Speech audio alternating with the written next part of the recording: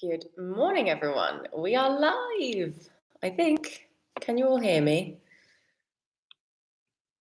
The microphone doesn't appear to be moved. Oh, now it is. I hope you can hear me. Welcome back to A Speech a Week. My name is Pippa. We have got some very yellow, lovely, looks like a little sunlight just on me, doesn't it? A little slightly different lighting and sound quality today because I am moving tomorrow. Everything is packed and ready to go.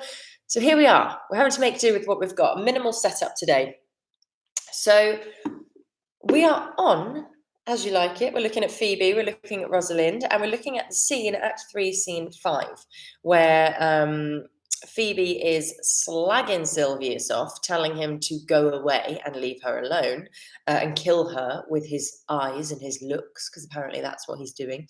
Or get her, sorry, to kill him with her looks. She's executing him, or apparently, he's saying, "Your eyes are hurting me, Phoebe." And she's like, "Eyes, the softest things on the planet, cannot hurt you, you freaking idiot." Anyway, then she carries on, and then we get Rosalind, dressed as Ganymede, walk in and give her a little finger wagging, tell her off a little bit, tell her who does she think she is that she can talk to Silvius this way. He loves you, look after him, fall in love with him, and let him marry you because, you should, Phoebe. You're not so great, Phoebe. And then we carry on. There's a few little bits of dialogue, which I will have a quick look at. And then we're going to look at Phoebe's lines from 90 onwards. I have got a call straight after this. So again, we are going to whiz through like usual and get there. We'll see how quickly we get through it. But I want to just break down the rest of the scene. And one thing I want to say before I begin, if you are new here, my name's Pippa. I'm an actor and an acting coach from England. And I trained at Bristol Theatre School. I love Shakespeare. I've done lots of it. I really enjoy it. I love breaking it down and helping people understand it because it isn't so hard once you kind of get to grips with it a little bit, just like anything, right? It can be intimidating, and I fully admire that and respect that because I felt intimidated by it. Hence why I made this channel, to help people who maybe don't have the resources or impulse to figure it out, to help you figure it out. So let's go. So Rosalind has literally just said, "And why, I pray you? Who may be your mother that you insult, exalt, and all at once over the wretched?" And started having a go at Phoebe. She then says at the end of her long speech, "Cry the man mercy, love him, take his offer. Foul is most foul, being foul to be a scoffer. So take her to thee, shepherd, fare you well." I ignored the full stops there. Don't read it as quickly as that when you act it, but there we go. So that's what she just said. Fare you well. She's wrapped it up now. Bye. Phoebe says, "Sweet youth, I pray you chide a year together. I had rather hear you chide than this man woo." And this is what I want to mention before we begin. Rosalind kind of says that Phoebe loves him. Phoebe doesn't know this fully yet, I would say. She's kind of just feeling intrigued by Ganymede and can't really figure it out because at the end of the day, he is chiding at her in her mind's eye. And remember this, play this all for truth. Phoebe thinks that Ganymede is Ganymede. She thinks he is a man. She does not know that it is Rosalind dressed as a man. We, the audience, know that, but she doesn't know that. So really do believe that for your character. She calls him sweet youth, I pray you chide a year together. I had rather hear you chide than this man woo. I'd rather you chide me, chid me. If you chide someone, you kind of have a go at them, I would say. But look it up. Look it up. In fact, let me look it up for you. There you go. Oh, chimed, I've put there. Oh, fine chide. And this is one thing that will help you with Shakespeare. If you start looking up these words and truly understanding what they mean, you'll see and recognize them again when they crop up in other plays and other classical texts. Excuse me. Scold, that's the word I was looking for, and rebuke. Oh, excuse me. We are shattered. We have been trying to sort the whole house out and it's been mental. So, I I'd rather hear you chide a year together. I pray you chide a year together. Please, chide a year together. I'd rather hear you chide than this man woo. I'd rather hear you rebuke me than him tell me how much he loves me. Rosalind says, he's fallen in love with your foulness, and she's fallen in love, and she'll fall in love with my anger. So it's interesting, isn't it? Ganymede straight away saying, oh, you've fallen. Actually, here we go. This is what I'm saying to get specific. Rosalind says, he's fallen. So this is past tense. He's already fallen in love with your foulness, and she'll fall in love with my anger. It is all in the text for you. So there you go. She hasn't fallen in love with Ganymede yet. She's just intrigued. She will fall in love with my anger. So there you go. Do your homework. Get into that depth. If it be so, as fast as she answers thee with frowning looks, I'll sauce her with bitter words. Why look you so upon me? And look at where she's directing that. If it be so, as fast as she answers thee with frowning looks, I'll sauce her with bitter words. That bit's clearly for Silvius, isn't it? As soon as she slags you off, I'll have a go at her. Why are you looking at me? Yeah? Phoebe's there in my mind's eye, Sylvia's there as I'm Rosalind. So really bear that in mind. If you've just done this speech, still have an idea of where everyone is in the scene. You are all in the situation together. If you're doing Rosalind's speech and you're making it really unclear where the other characters are, then it's really going to be unclear for the audience. So yeah, that's just a little tip. If you are an actor applying for drama schools or doing the speech, performing it in a play, I don't know. Why look you so upon me? Rosalind to Phoebe, why look you upon me? Phoebe says, for no ill will I bear you. I will not give you any illness. I will not throw anything horrible your way. Rosalind says, I pray you do not fall in love with me, for I am falser than vows made in wine. Besides, I like you not. So again, lovely little joke here for the audience. We're oh so clever as the audience. We know that Rosalind is Ganymede and Ganymede is Rosalind. It's so exciting.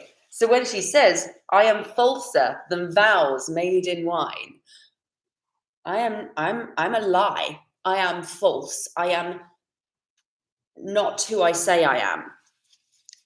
Brilliant, isn't it? And again, vows made in wine. Than a drunken person's vows. Lovely. And then she says, besides, I like you not. Besides, I like you not. I love you not. It's I like you not. Besides, I don't like you. If you will know my house, 'tis at the tuft of olives here hard by. If you will know my house where I live, it's at the end of this row of olives nearby. Tuft, what a lovely, lovely word. Will you go, sister? Shepherd, ply her hard. Come, sister, shepherdess, look on him better, and be not proud. Though all the world could see, none could be so abused in sight as he. Come to our flock. Interesting this bit. If you will know my house, 'tis at the tuft of olives here hard by. Why does she tell him where the house is? Tell her where the house is. I think she's starting to call on Corin and her sister, because Phoebe's certainly not her sister, to go home. Let's all go home and leave them to it. I'm wrapping this up. So from the end of her speech, fare you well, I think her impetus is to pretty much get out of the situation. Okay? So remember that. She's still talking, then she calls her friends, and then exit Rosalind, Celia, and Corin. So I pray you do not fall in love with me, for I am falser than vows made in wine. Besides, I like you not. If you will know my house, 'tis at the tuft of olives here hard by. Will you go, sister? Shepherd, ply her hard. So shepherd, Silvius, he is a shepherd. Shepherd, Silvius, ply her hard. Ply, good word, look it up. I'm not going to do it for you. Come, sister, shepherdess, look on him better. She's giving everyone instructions before she goes. Come, sister, shepherdess, look on him better, and be not proud. And again, pride is a sin. It's if you're really overly proud, you think you're better than everyone else.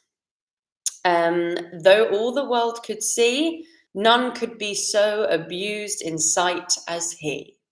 Though everyone can see, he's abused in sight. His eyes are not working. And again, this is a common theme that Shakespeare has throughout his sonnets and in certain scenes of his plays. He often talks about eyes not showing us what they're really seeing.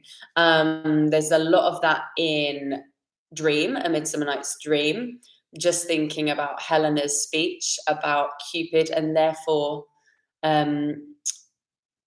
Cupid is so often painted, I'm spitballing here, but Cupid is so often painted blind. And yeah, we figure unheedy haste or something. She says something about unheedy haste because we can't see where we're going, but we go really fast, and then we just crash into everything and make a disaster, essentially. Hi, Rodney, welcome. Great line about eyes, isn't it? Though everyone else can see, his eyes are not quite all right. So lovely. And then she says, come to our flock. So off we go. And then they leave. And then Phoebe's got some more lovely lines, conversation with Silvius. Do excuse me, snuffling and sneezing away. There we go. So now it's just Phoebe and Silvius and the audience. Remember, the audience, always there. Dead shepherd. I love it. I love her. Dead shepherd, now I find thy store of might. Whoever loved that loved not at first sight. So I think she's saying, dead shepherd. I think that's hilarious. Now I find thy store of might, whoever loved that loved not at first sight. Now I understand a little bit maybe about what he is feeling for her. I understand what you are feeling for me. So that's quite interesting. In fact, I'm just trying to think about the little triangle I set up. I'm going to put Silvius here now and Ganymede there, because that's where I'm stood as Phoebe, and that's where I would direct it. Lovely. And she quotes that. Brilliant. Silvius says, sweet Phoebe. Oh. Phoebe says, ha, what say'st thou, Silvius? Silvius says, sweet Phoebe, pity me. He's still going on, but he's doing what Rosalind told him to do, you know.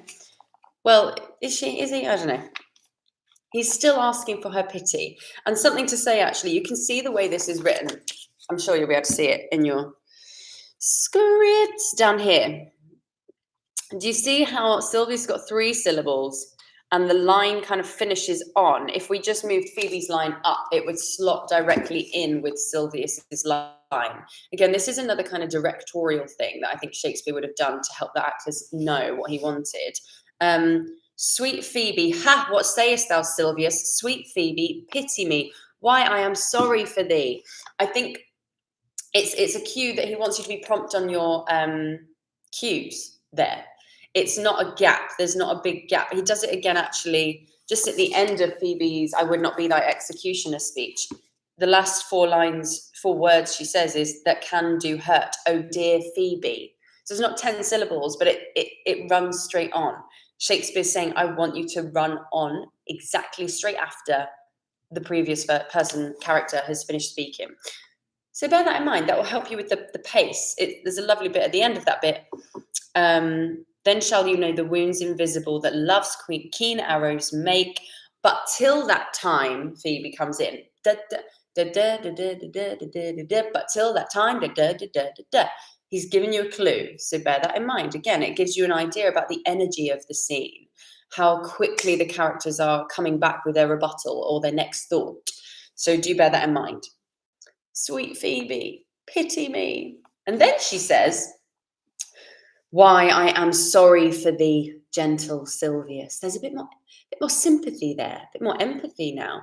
Wherever sorrow is, relief would be, says Silvius. If you do sorrow at my grief and love, by giving love, your sorrow and my grief were both extermined.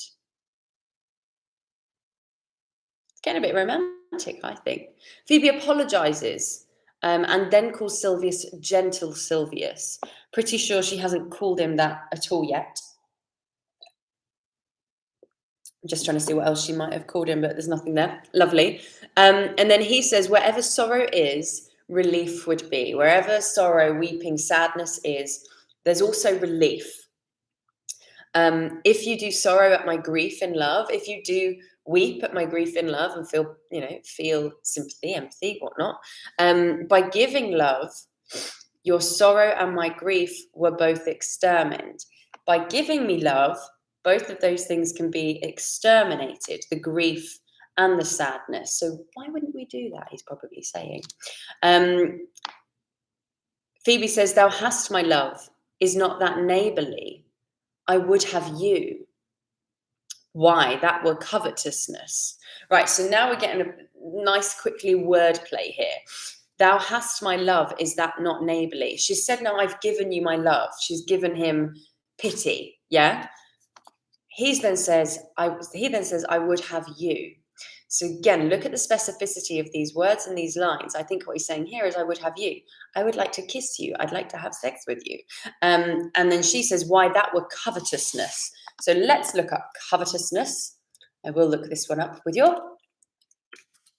covetousness. Again, covetousness. It's quite funny to say, isn't it? It's an interesting word.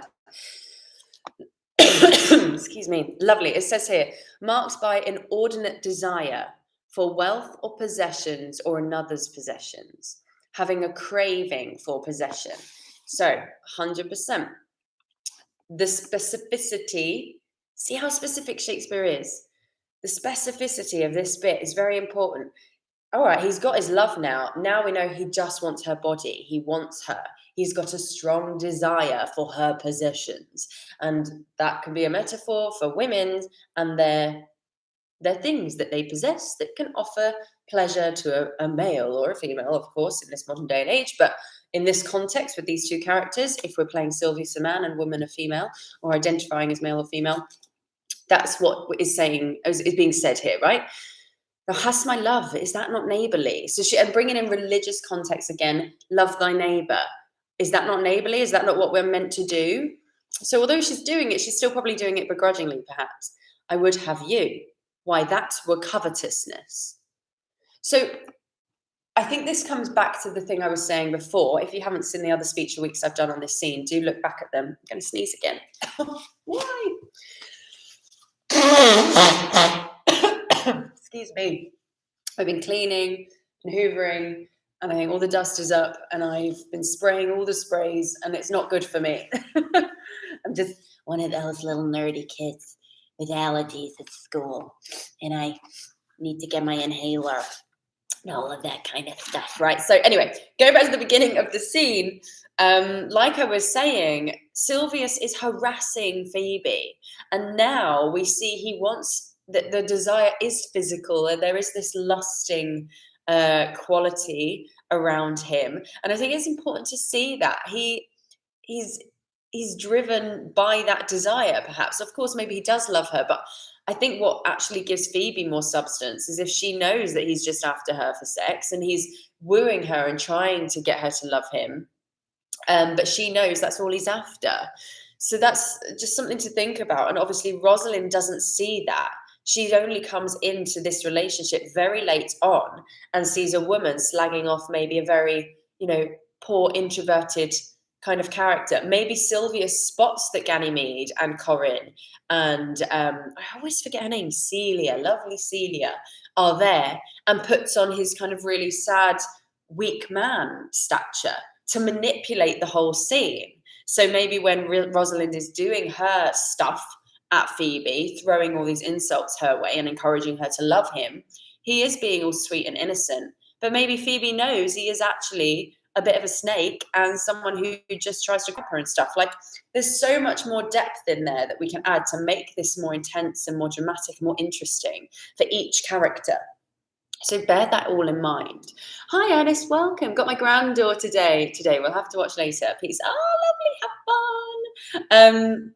So yeah, there's so much more to think about, and you've got to bear that in mind, I think. And at this point, Silvius advances physically. I would have you.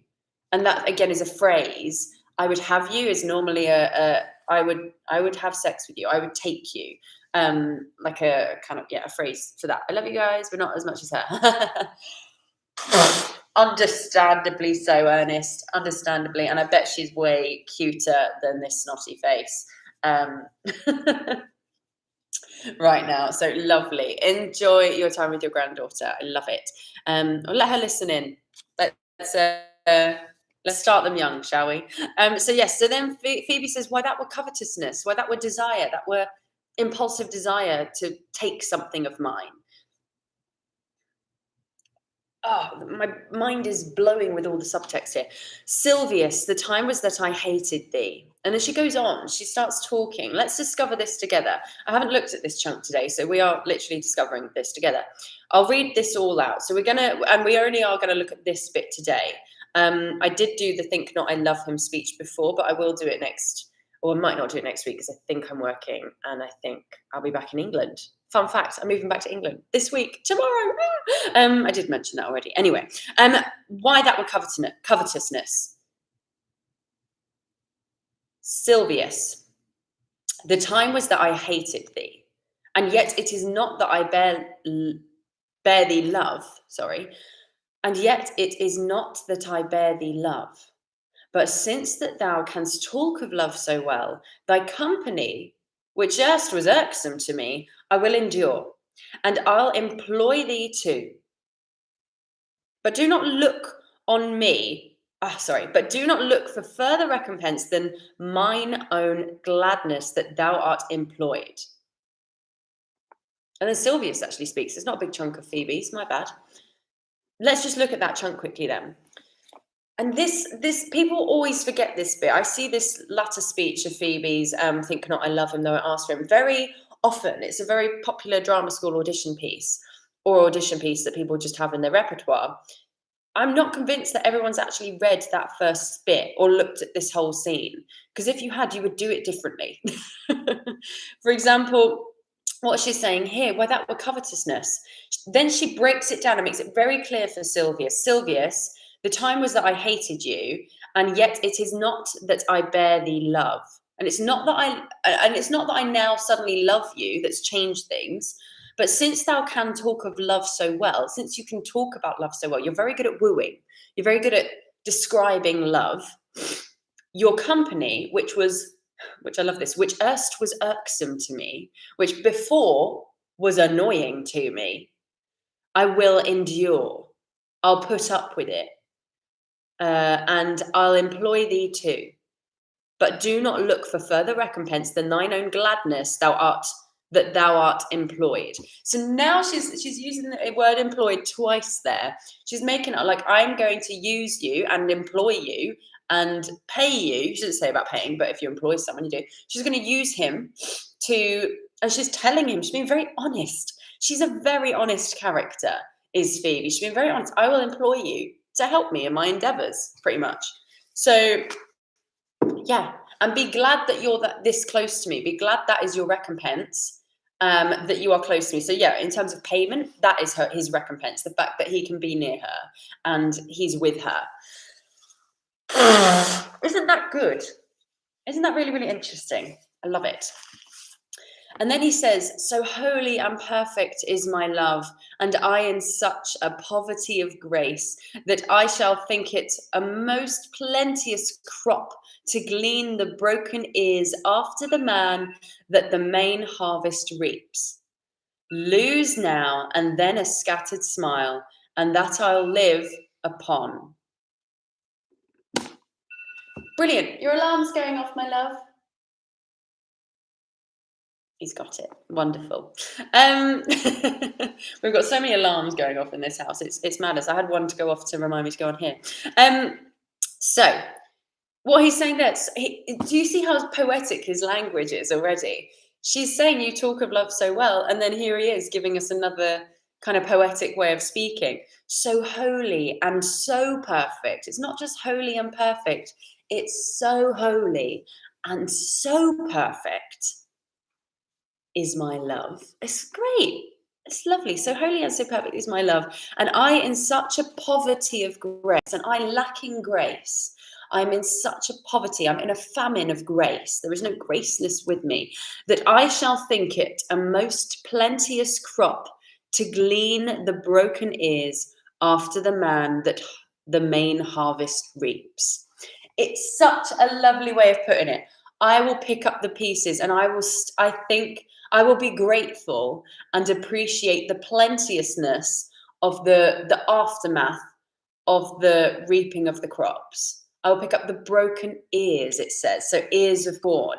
I will pick up the remainder and think it plenteous. You've got to love that, right? You've got to love that. It's brilliant. Loose now, and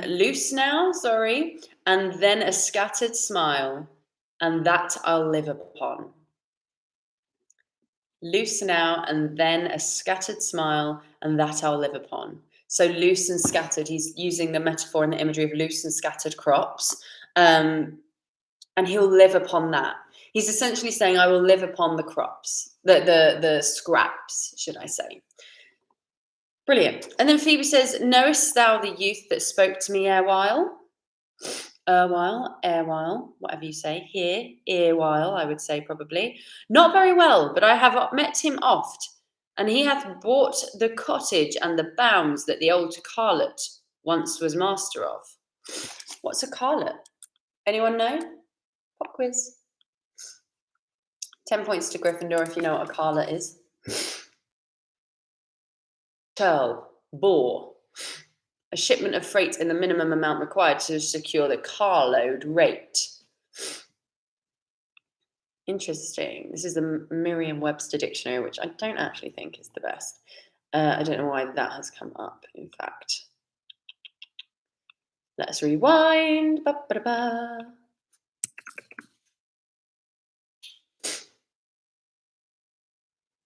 A shipment of freight, it's giving me the same one. Let's look in the Collins, shall we? A boar or churl. So it's boar spelled B-O-O-R, which, interesting. It's actually saying that is like boar. Like if you're a boar, you're rude and rough and uneducated. But I did think that was spelled B-E, which is peculiar. Let's scroll down. Does it say any more about that?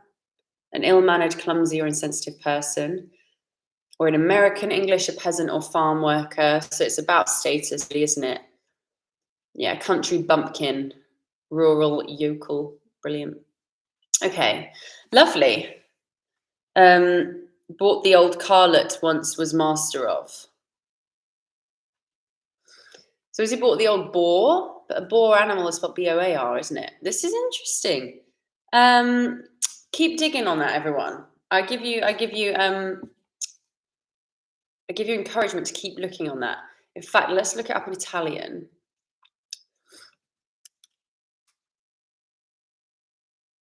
Well, not Italian, but let's go back to the origin. So carum, carus, car, a wheeled vehicle. Yeah, so maybe it's a car, like a cart, and the house and the farm and the land around there. So lot, let's just go down to the Italian origin of that. Or whatever origin it was. It says here it was Dutch, German, Old English, German, blah, blah, blah, blah, blah. A portion assigned to someone. Yeah, carlet. So I'm going to use my brain here and decide that it is like a small patch of land, maybe, that row of olives that she's talked about, and maybe like a wheeled wagon or something, like she's bought that cottage and that carlot. And he hath bought the cottage and the bounds that the old carlot once was master of. So carlot as well, it's a person. So maybe a person who, a farmer, a peasant, a boar. Interesting. And then Phoebe goes straight to think not I love him though I ask for him. 'Tis but a peevish boy. But what, yeah, he talks well, but what care I for words? Lovely. We'll look at that next time, I think. But for now, she jumps onto that. She changes the subject, or not changes the subject, but she starts asking questions about him. Do you know him? How long has he been here? Like, what is this person? What is this person? Not very well, but I've met him oft, and he hath bought the cottage and the bounds that the old Carlet once was master of. Think not I love him, though I ask for him. So good. So that speech actually begins with that impetus of mid-conversation.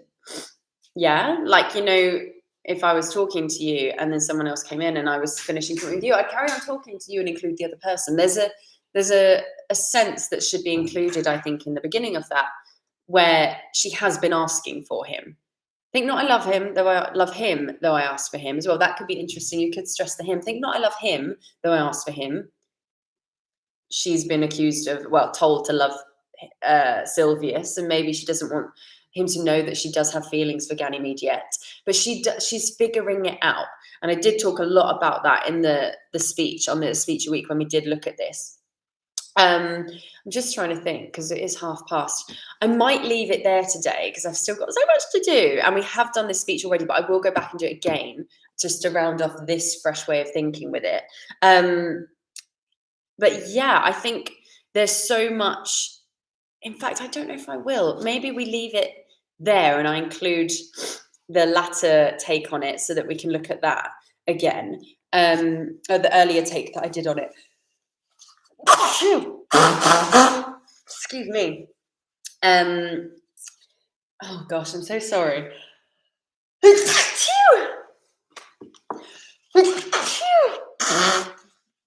So delightful, isn't it? Get to watch me sneeze. Live on YouTube every Wednesday. But there's a lot more depth in this scene than I think people give it credit for, and indeed give Phoebe credit for. And there could be a lot more mischief in Silvius too. In fact, let me just quickly look up Silvius as a name, because I'm thinking, and partly because I did this play in rep, the guy who played Silvius also played Proteus in The Two Jets, and he did them both brilliantly. But there's definitely elements, I think, of Proteus in Silvius, potentially. So in Roman mythology, Silvius Posthumus was either the son of Aeneas and Lavinia or the son of Ascanius. He succeeded Ascanius as king of Alba Longus. Let's Wikipedia it, shall we? Oh yeah. Oh, it's just come up with like a timeline type thing.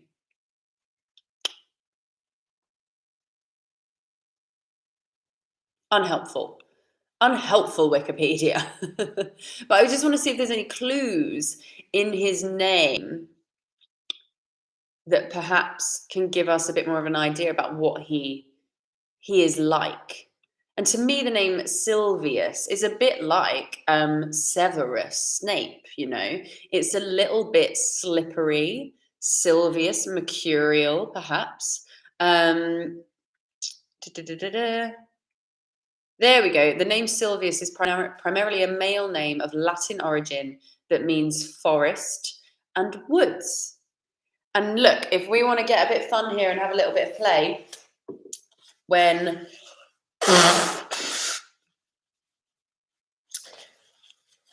there's that phrase, and I'm going to be a little bit crass here, apologies, but I think it's relevant, and Shakespeare would have made these jokes quite often. If you've got wood, you've got an erection, right? And if Silvius's name resembles that of wood, maybe there is some idea that he's a bit stiff, he's a bit of a plank, maybe a little bit dim, but also, again, his language doesn't lend himself to being dim. He seems like he's someone who's very emotional, who can connect, or maybe not emotional, but can artistically convey his feelings of love. He's got a lovely poeticness about him, I think, but also a patheticness about him too. So again, bear this in mind. Maybe it is that he's very driven sexually, but he knows how to be a bit more like Proteus, a bit more mercurial, a little bit more of a shapeshifter, and present, when Ganymede and Corin and Celia are there, a more weak external. He's a man of the forest. And again, this is something to think about. In the forest, there are less rules. Anything could happen. When the women go into the forest, Rosalind feels so unsafe, she dresses as a man. There's no police, there's no authority, there's no king. And that's why these outcasts have gone to the forest in the first place. And that's why Rosalind has dressed as a man in the first place, to stay safe, to protect her maidenhead, to make sure that she can stick up for herself and hold her own and not be harassed by men. So unpack all of that, really keep exploring it and exploring.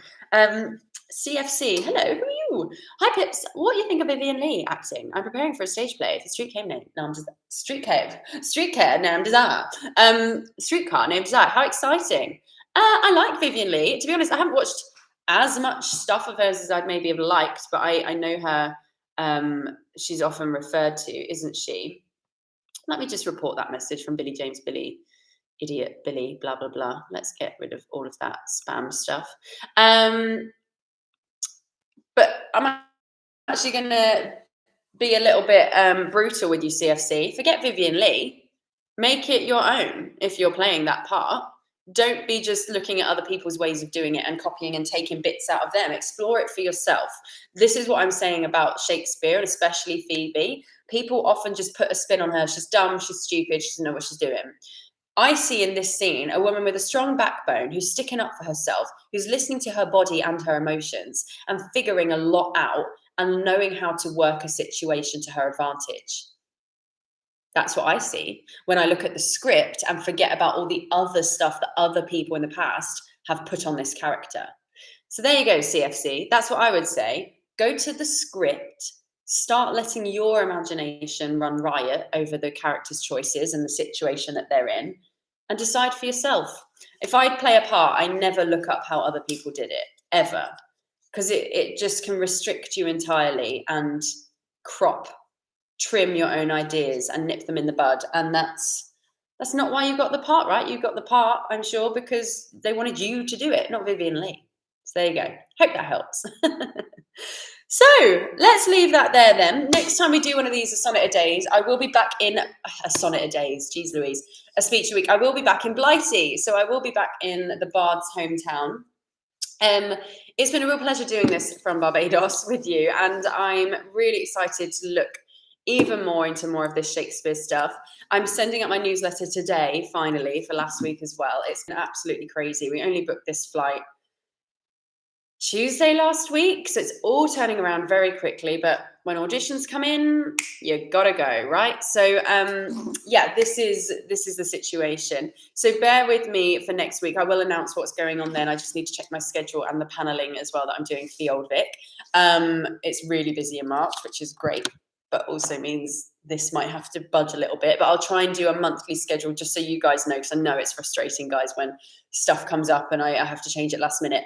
But yeah, I'm really enjoying this.